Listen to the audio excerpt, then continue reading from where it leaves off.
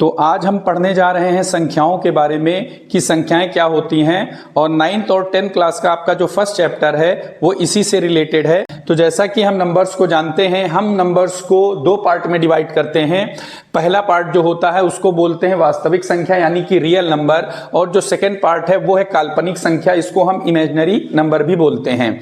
तो हमारे सिलेबस के अंदर ये काल्पनिक संख्या ये नहीं है, हमारे सिलेबस में जो है वो है वास्तविक संख्या यानी कि रियल नंबर, और रियल नंबर के बारे में ही हम बात करने वाले हैं। तो रियल नंबर एक्चुअली क्या होता है, आप 9th और 10th की बुक के अंदर आपको जितने भी नंबर्स मिलेंगे ऊपर से लेकर नीचे तक, यानी कि 99.9% आपके पूरे चैप्टर का जो स्टडी करेंगे वो है आपका रियल नंबर। जी हाँ, यानी कि आप बात करें rational number, irrational number, even, odd, composite, prime, fraction के बारे में, ठीक है, तो ये सब का सब जो है वो टोटल रियल नंबर ही कहलाया जाता है, जिन्हें हम परिमेय संख्या, भिन्न, है ना, और सम, विषम, भाज, अभाज बोलते हैं। ये सब की सब जो हैं वो रियल नंबर के अंदर ही आते हैं। जो पहले आता है वास्तविक रियल नंबर के अंदर जो है वो पहली संख्या है परिमेय संख्या यानी कि रेशनल नंबर। तो रेशनल नंबर क्या होता है, rational number is that number which can be written in the form of p upon q where q is equal to not 0 is called rational number.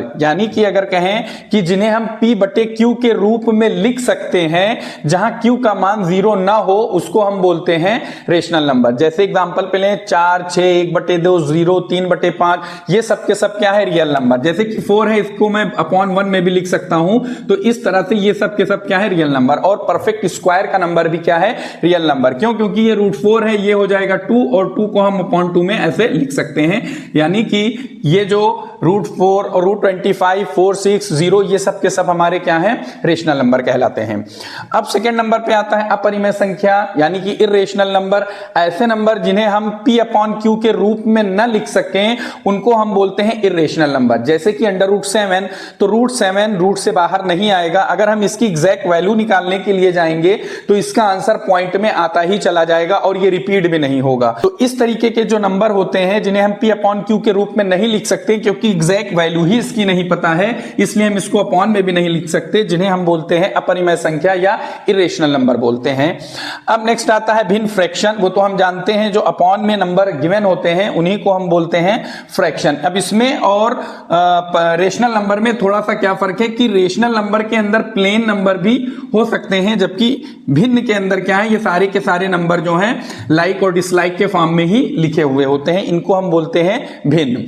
Next हमारा क्या है, पूर्णांक, integers. Integers क्या होता है, हमने नंबर लाइंस को पढ़ रखा है, यानी कि नंबर लाइन के ऊपर जितने भी नंबर्स हैं 1, 2, 3, 4, 0 या माइनस में, इन सारे नंबर्स को अगर हम बोलें तो इनको हम बोलते हैं इंटीजर्स। यानी कि प्लस में, माइनस में, पॉजिटिव में, जीरो के फॉर्म में अगर कुछ नंबर दिए हैं इनको हम इंटीजर्स बोलते हैं। नेक्स्ट नंबर क्या है, प्राकृतिक संख्या यानी कि नेचुरल नंबर। तो नेचुरल नंबर क्या होता है, नेचुरल नंबर का मतलब यही नंबर लाइन के ऊपर अगर वो नंबर 1 से स्टार्ट हो जाए, 1 से स्टार्ट होने वाले नंबर इनफाइनाइट तक अगर जो जाते हैं 1 से आगे अनंत अंक की संख्या को प्राकृतिक संख्या या नेचुरल नंबर बोलते हैं। जैसे ये हमेशा स्टार्ट होते हैं 1 से, 1, 2, 3, 4, 5 और आगे चलते चले जाते हैं।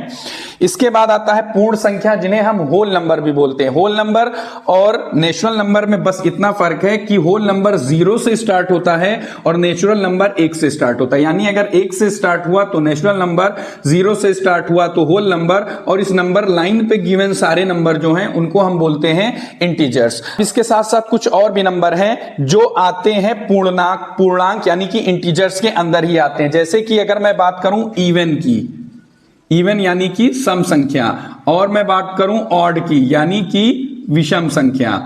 इसके साथ साथ और मैं बात करूं कंपोजिट नंबर की, कंपोजिट नंबर यानी कि भाज्य संख्या, और इसके साथ एक नंबर और आता है प्राइम यानी कि अभाज्य संख्या।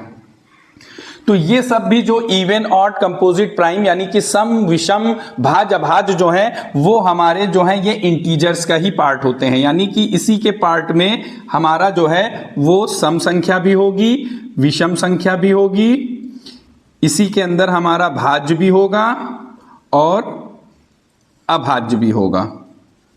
मैं इनके बाद थोड़ा सा इन संख्याओं के बारे में भी हम बात कर लेते हैं। सम संख्या जो कि 2 से विभाजित हो, 2 से डिवाइड हो जाए, उन्हें हम बोलते हैं सम संख्या। जो संख्याएं 2 से विभाज्य नहीं होती हैं, नहीं कटती हैं, नहीं डिवाइड होती हैं, उन्हें हम बोलते हैं विषम संख्या यानी कि ऑड नंबर। इसके बाद आती है भाज्य यानी कि ऐसी संख्या जो किसी न किसी पहाड़े से कट जाए या जिसके 2 से ज्यादा गुणनखंड हो, उसको बोलते हैं भाज्य।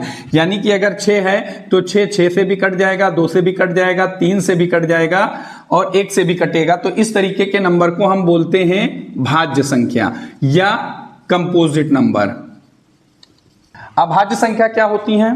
अब अभाज्य संख्या क्या होती हैं? ऐसी संख्या जो किसी भी पहाड़े में न आए, जो किसी भी टेबल से ना डिवाइड हो, उसको हम बोलते हैं अभाज्य संख्या या प्राइम नंबर। या यूं कहें जिसके सिर्फ 2 फैक्टर हो, 2 गुणनखंड हो, उनको हम बोलते हैं प्राइम नंबर। फॉर एग्जांपल अगर मैं ले लूं 13, तो 13 मुझे पता है ये तो 13 की ही टेबल में आएगा और 1 की टेबल में आएगा।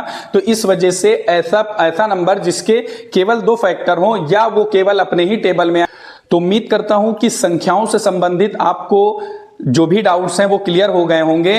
नेक्स्ट वीडियो में हम इसी चैप्टर से रिलेटेड, इसी संख्याओं यानी नंबर से रिलेटेड क्वेश्चन को सॉल्व करेंगे। Thank you.